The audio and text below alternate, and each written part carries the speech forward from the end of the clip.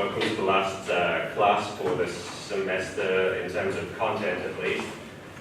So today's topic is political violence, and today we're going to look at things like what political violence is, and this relates to questions like, well, can we distinguish between different types of political violence? Is the violence committed by the state different from the violence that individuals do?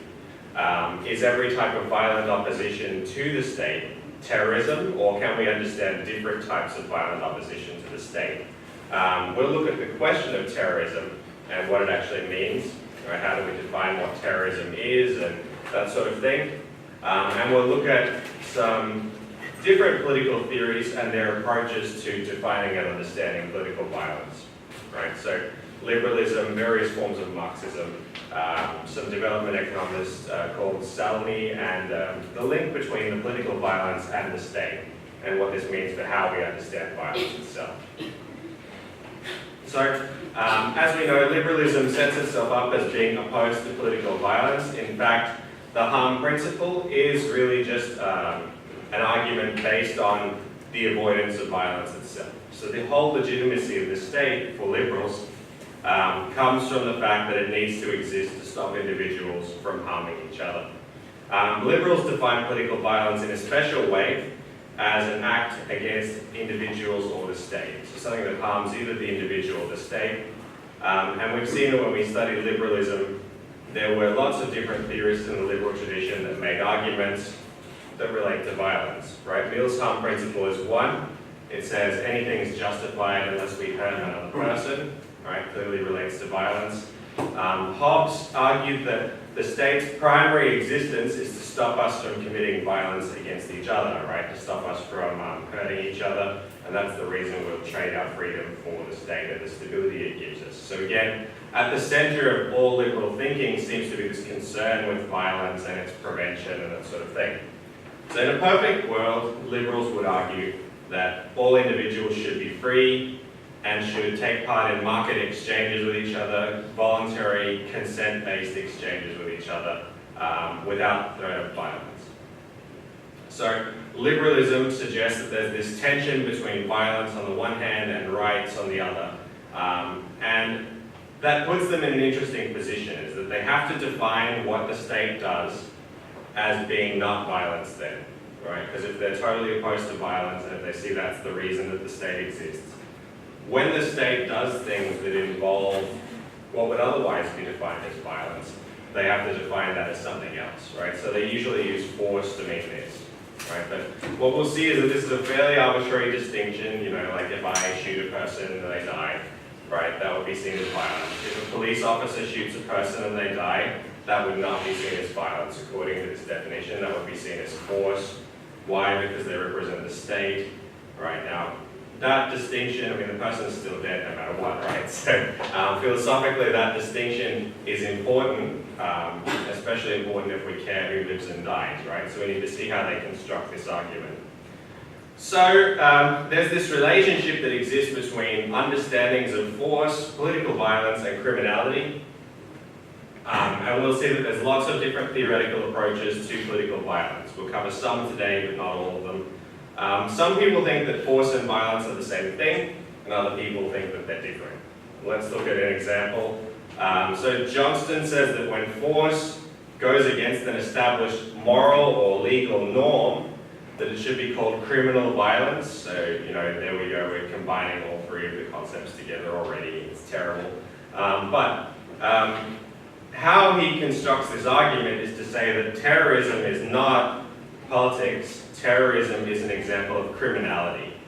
So he focuses on the illegal aspect of terrorism, the fact that it contravenes the law. Right? So the biggest problem with this theory is two things. Firstly, most criminals don't see themselves as engaging in politics. Right? If I just take your money and use it for myself, I don't see that as a political act. Right? People who evade taxes don't see themselves as doing politics. They see themselves as just keeping their own money and that sort of thing. And secondly, most people who are considered terrorists do see themselves as political actors. They see themselves as having political goals, right? So Neither do criminals think of themselves as in politics, nor do terrorists think of themselves as criminals. There's an important distinction between them that most people recognize. So one reason that liberalism distinguishes between force and violence is that the state violence is authorized, whereas all other types of violence is not. And what we mean by authorized is to say that it has a sort of legal framework behind it. It represents the people in some way through some sort of legal process. Right? So therefore, liberals restrict the concept of violence to meaning only those people who take action against the state or against other people within the state. Right? So one major question that we have to ask ourselves is this a reasonable way of understanding the violence? Because really this is saying the state can never be violent. Nothing the state does can be violence. You know, only people can be violent against the state.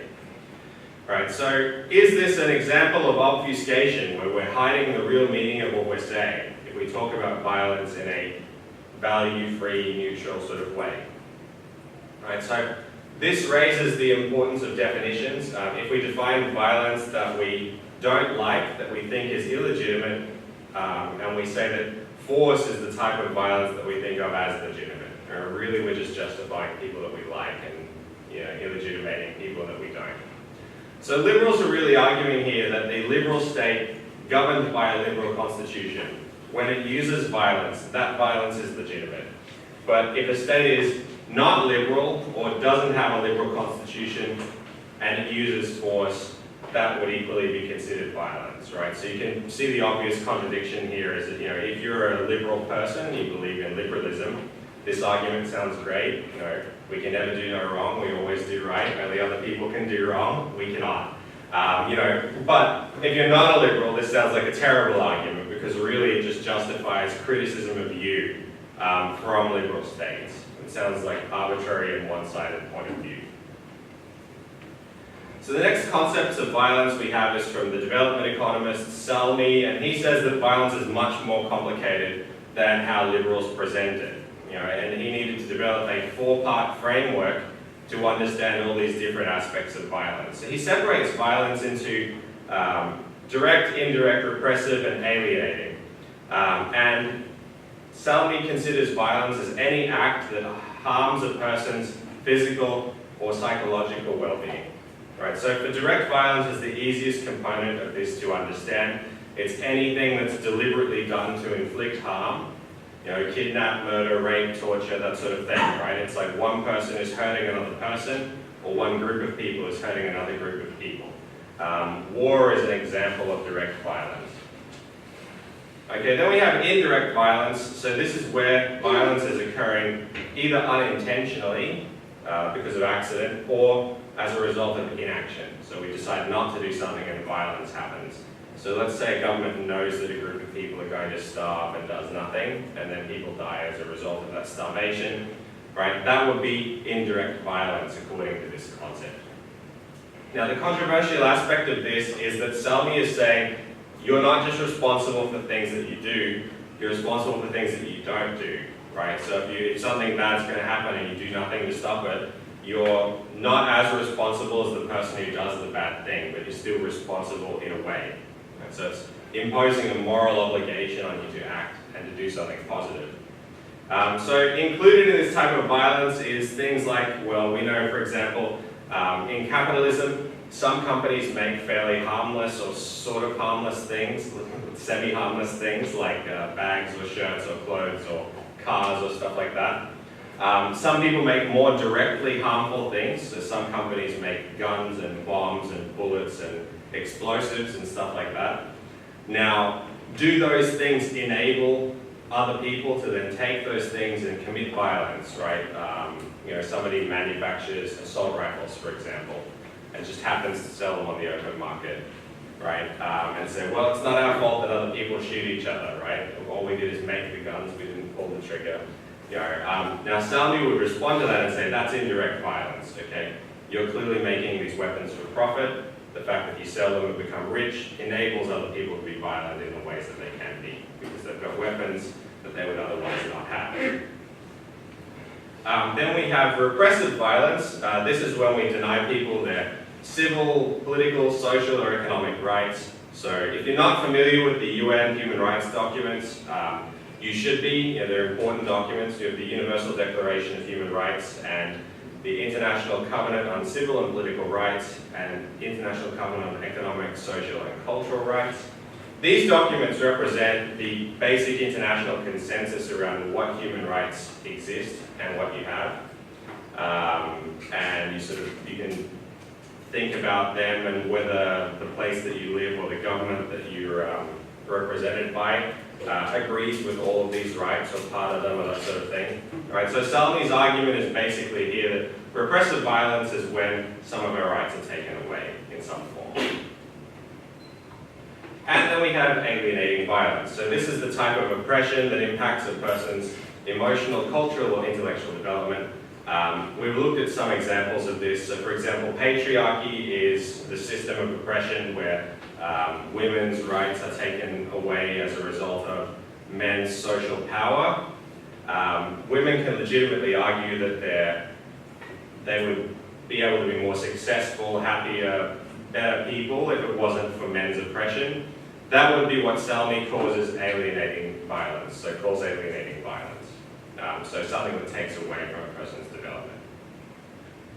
So some people find this definition of violence compelling, as big and as broad as it is. It does overcome the narrowness of the liberal definition, right? The liberal definition is violence is just direct violence against an individual or against the state. And certainly this type of definition looks at lots of different things. Obviously, when people are oppressed, that's bad. When people are, starve or die as a result of, not a direct act of violence, that's bad. And of course, direct violence itself is bad. So Salmi's definition has the advantage of covering lots of things that most people agree is negative. Some people don't like the definition though, because they say it's too broad. It includes too many different types of activities. That it's not precise enough. But even those critics of it, like the authors of your textbook, end up just saying that violence as we see it should be restricted to the infliction of deliberate physical harm, and they don't explain why, right? So, there's a lesson in that, I guess, is that even people who study this stuff professionally and devote their whole careers to it end up making bad justifications and publishing them in textbooks. So, you shouldn't always feel bad about making mistakes and stuff. Right, so the question then is political violence different? Should it be treated differently in situations of authoritarianism? So if there's no legal avenue of protest, is it legitimate to use political violence to obtain your political goals, right? Or does that instantly become terrorism? Now, on the one hand, we have Miller, who argues that violence is permissible in dictatorships and other oppressive regimes, but only for certain goals, right? To defend human rights, to promote liberal reforms, and to achieve other desirable outcomes. So here's a theorist who says political violence is fine as long as it occurs in an authoritarian country. If it happens in a liberal country, it's not fine. So the same thing is either good or not good, depending on the political context that you're in. Right, so the argument that's being made is if there's no other way to do politics, then violence becomes justified. Right, that's one possible justification for violence. We'll look at some others in a minute. So what that shows is that the liberal state seems to have this special position in this debate about political violence and whether it's a justified thing or not, whether it's permissible. The liberal state basically opposes force or violence as a way for citizens to solve their disagreements. For example, if you have a legal dispute with a classmate, I hope you settle it through some sort of rational means, like asking the university for help, or at worst, the court system. I hope you don't go outside and duel, like fight to the death or something like that, next time you have an argument about something. In terms of politics though, in a liberal state, if you don't like what's happening, if you don't like the current political system or the current set of policies, there's the expectation that you do politics in a certain way. You can make arguments, you can lobby the current government to change its mind, you can form a new political party, You can make a pressure group and raise awareness about the issue. You can contact the media and talk about your story and hope that they listen to you. You can peacefully protest, right? And you can even do what we talked about in the previous topic. You can conduct civil disobedience. So you can break the law in a non-violent way and hope that people listen to you then. Right, so liberals will argue that as a result of these types of politics being possible, because all of these different types of things are allowed, therefore political violence is not justified because there's lots of other options that you can choose, right? And until you've exhausted all of those options, violence isn't justified. We'll see some arguments against this view in a minute. The next question is whether violence is only something that can happen against people, or can violence happen against property as well, right? In some of the liberal theories we've studied this semester, what we saw is that there's a starting point where we believe we own ourselves. As an extension of self-ownership, there's the argument that we also own property, right? So property is connected to our person in that theory. So therefore, some people might argue that, well, if you take violent acts against property, it's like hurting the individual as well. You're attacking the person's self-ownership. There are some other arguments against violence against property. For example, let's say I fail you in this course and you get really angry and you say, oh, I'm going to take revenge, I know I'm going to blow up the university. I'll set off a bomb in the faculty of social science building and reduce it to a pile of rocks. That's what I'm going to do, all because I failed Introduction to Political Theory. Now, even if you're justified in destroying me, the way you may not be justified is that it might accidentally lead to violence against those people who are also in the property. So there's other students here, or other people who didn't fail you, or I don't know, maybe the security guards in the building, or something like that, right? So you might inadvertently kill other people. There's one reason why, right? That might not be the best idea. The second reason why is that destroying the property is, I mean, it's illegal, and it's also negative, damaging political consequences. So let's say everybody believed in your cause, right? They thought, oh, they didn't deserve to fail, he's just a mean person, right? They'd be sympathetic to you. Until you blow up the building, then they're probably going to be less sympathetic to you, right? They'll be like, well, that was probably an extreme step to take, right? So there's the question, is that political violence is obviously an option in every case that people can take to advance their political goals. But at the same time, it involves paying a cost, right? Yeah, you destroy something, but if it means that people stop liking you or stop supporting your cause, you have to consider whether it's worth it or not. Is it a political price that you're willing to pay for the thing that you're destroying? Right, so then let's contrast the Marxist position on political violence to the liberal one. Marxism has a different definition of violence that largely talks about and determines the circumstances that Marxists justify violence in. And even within Marx's own writings, what we see is that there's a contradictory approach to political violence. Marx is famous for not really explaining how to do politics, mostly explaining the problems of capitalism and why it's going to collapse and all that sort of thing, but never really explained how to take hold of a revolutionary situation. Right? Other Marxist writers after Marx did that much more than he did. Right? So in Capital, what we see is that Marx doesn't describe capitalist exploitation as violent. And we'll see that there are other Marxist theorists after Marx who say that capitalism itself is violent, but Marx did not, at least in Capital, did not. Right? He says it's a form of dull compulsion. In other words, people are forced to work because they need to, because they need money and they don't own the means of production and all that sort of thing, but not violently forced to work.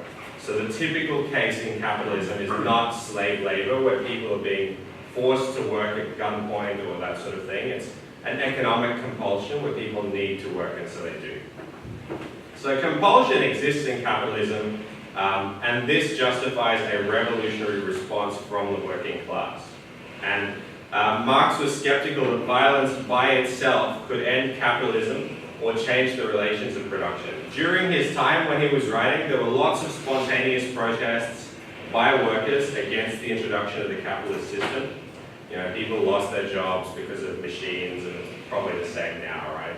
Robots are going to make people lose their jobs, and what you'll find is that people aren't just going to accept this. There will be protests against mechanization now, just as there were when Marx was writing this stuff, right? And so the question then is, to what extent do these spontaneous actions actually solve the problem? And Marx's point is that, well, spontaneous protests are fine, there's nothing inherently wrong with them, but it doesn't change the political situation, it doesn't change the ownership patterns, it doesn't change exploitation. As soon as the protest stops, the exploitation continues. Why? Because capitalism is still in place. So, revolutions normally involve violence. There's not really any significant revolution that's been non-violent in nature. And what this indicates is that Marx has a qualified support for political violence. Only so much violence as is necessary to change capitalism into socialism. He would justify that sort of thing. So unlike Marx, who never actually led a social revolution, Lenin did, and therefore he has a lot more to say about the conditions under which violence is justified. So Lenin was a notable opponent of what's called individualized violence. So, assassinating a single person or terrorism or stuff like that. Why? Because usually when people do terrorism, the result is that the state gets justification to respond to that terrorism by arresting people or like toughening the laws or stuff like that. So he says, well, individualized violence is bad because it really just helps the state. And if our job as Marxists is to overthrow the state and establish socialism, individualized violence is not going to help. Right? So therefore, the Bolshevik Party were against terrorism and political assassination because these weren't going to transform the society. The type of violence that they did support was this transformative violence. So basically the argument goes, if the job of the state is to maintain the existing society, the job of the revolutionary is to overthrow the state. Right? And overthrowing the state is never going to be a non-violent process. Right? The state's militarized and all that, and has weapons and the authority to use force and all. So therefore, the Bolshevik Party says that, well, the job of the revolutionary is to overthrow the state and to use as much violence as is necessary to overthrow the state and establish the new socialist society.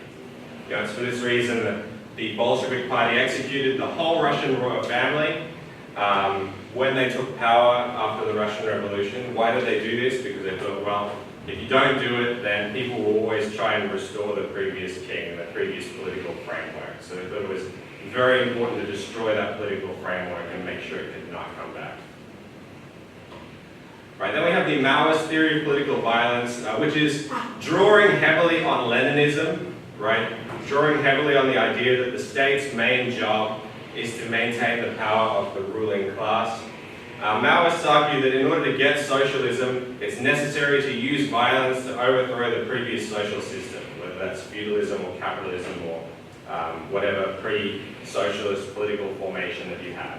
So Maoist military theory spent most of its time applying these principles to the agrarian society that China was, and using guerrilla warfare, so asymmetrical warfare, hit-and-run tactics, and organizing in the countryside and that sort of thing, and an alliance between workers and peasants who would attack the weakest parts of the state.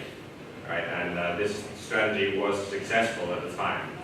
So from all of this, can we derive a general theory of political violence? What we can see is that there's no real consistency in the way that these different frameworks understand what violence is. We have some people who argue that violence is only deliberate physical acts. Other people have a wider definition of violence to include things that oppress and alienate people. In terms of justification, we've seen that some theorists argue violence is only justified against non-liberal states, so against authoritarian states. And others say that it's justified to overthrow capitalism, progress to socialism, or that sort of thing. And then there's the question of the role of the state. So liberals argue the state is not capable of violence because it's legitimate. So at least the liberal state is incapable of violence because it's legitimate. So the state uses force, and violence is something that everybody else uses. So this raises the question, is this a fair way to understand the state? Or can we think of the state itself as a potentially violent actor as well, right? And does the ability that the state has to justify the violence that it uses make it different from other forms of political violence? So even the liberal theorist Thomas Hobbes admits that the way that the state maintains its order is the use of terror, and he uses the word terror very deliberately. So back to the start of the semester, we looked at definitions of the state, and the definition that's most widely accepted is that the state claims the monopoly of legitimate violence in a given territory. So again, we're using the word violence, so that's Max Weber and Thomas Hobbes both use words like terror and violence to describe the things that the state does. So then there's the point that the ability to use force is an essential aspect of what a state is. If a state can't provide a credible threat of force or violence, people are going to start ignoring it, right? You wouldn't follow the law if you didn't have to. You know, if nobody can compel you to follow the law, would you still do it? Right? Most people would argue no. So therefore, there's an argument that the state is not capable of violence. This looks like a form of prejudice where we're just sort of taking this view because we support the current government. You know, taking the view that the government can never be violent because on a fundamental level, we support the current government. Right? We're playing a kind of mental trick where we're saying, well, our enemies are capable of violence, but we're not. It's like the liberals before saying, oh, well, non-liberal states, they can be violent and people can engage in political violence against them. But liberal states, no, they're fine. They can never be violent and people shouldn't be violent against them. It's a kind of self-serving argument, I suppose.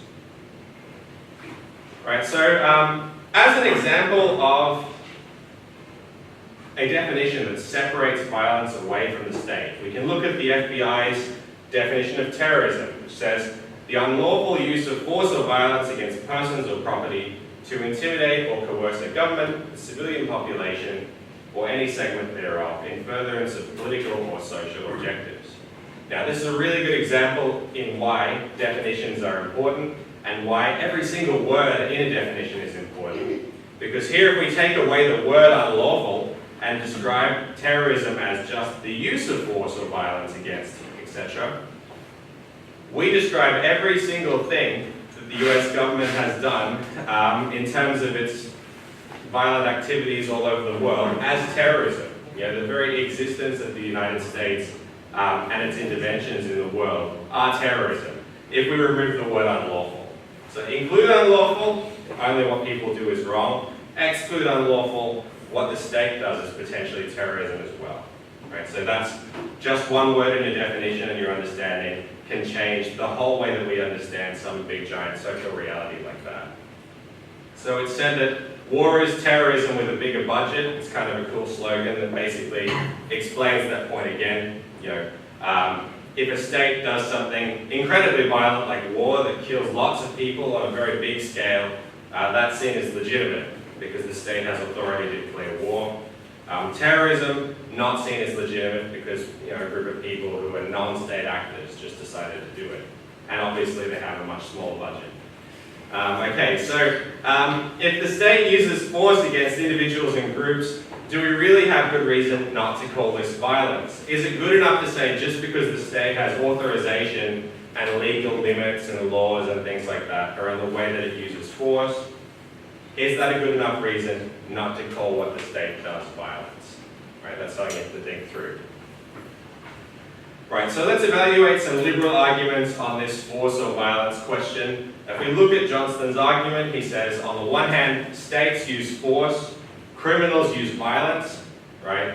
The violence of the state is legitimized and therefore it's not considered violence, it's force. Right, so we can see why this is now an extremely conservative position to take, because it basically says whoever's in power, they're legitimate, their force is legitimate, everything they do is legitimate, they can't be violent. Right, so a good example, during the Indian independence movement, for example, the British considered all of the freedom fighters of India terrorists. During the Japanese colonization of China, the Japanese considered all of the liberation movement terrorists. Right? That was their definition. And they applied a similar technique to what Johnston's applying. It's like, oh, well, those people were illegal in their acts, right? There was a state in place, an occupying state, but nonetheless a state, with a legal framework that authorized violence.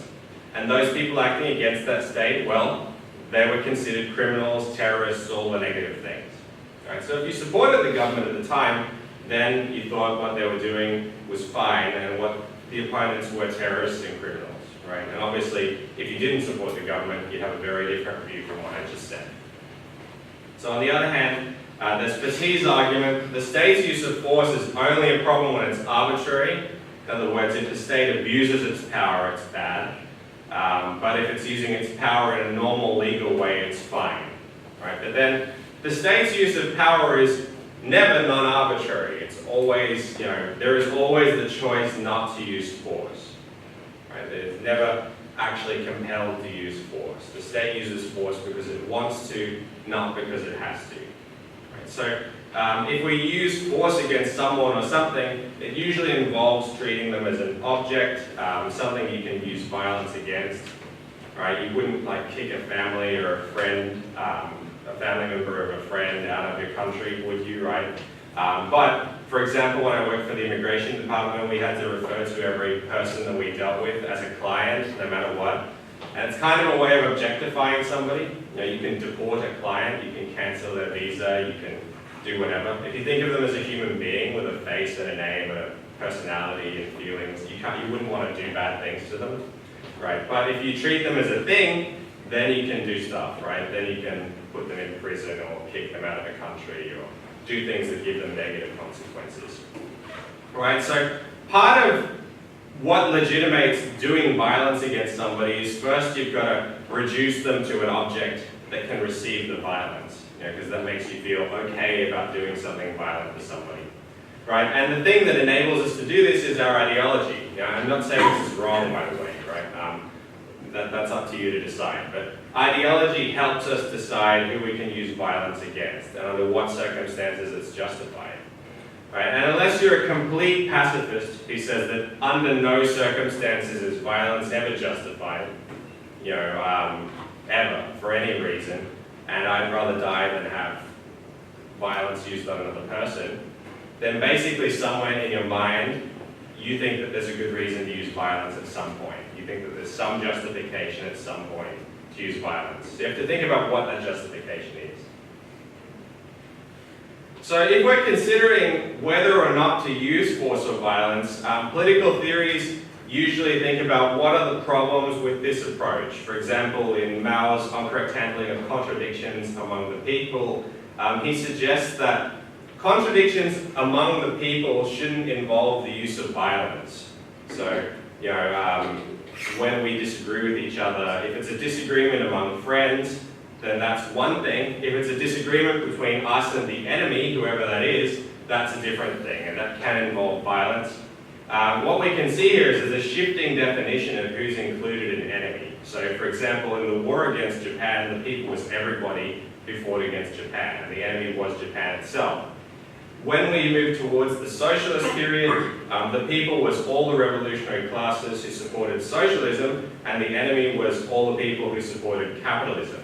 Right? So who is included in who gets to receive the violence changes over time. Right? And liberals are no different. We see that the liberals justify the use of force when human rights violations take place as a reason to either attack or invade other countries. Right? So even when doing this weakens norms, creates resentment, or makes negotiations not possible. Right? So this isn't saying that using violence is necessarily wrong, but one of the key jobs that political theorists have is determining, firstly, under what situations is violence justified, and secondly, is it worth paying the price? When you engage in violent behavior, either as a state, or as an individual, or as a group, or something like that.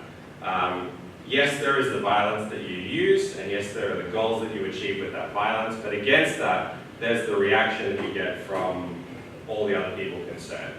Right? So is it worth paying that price?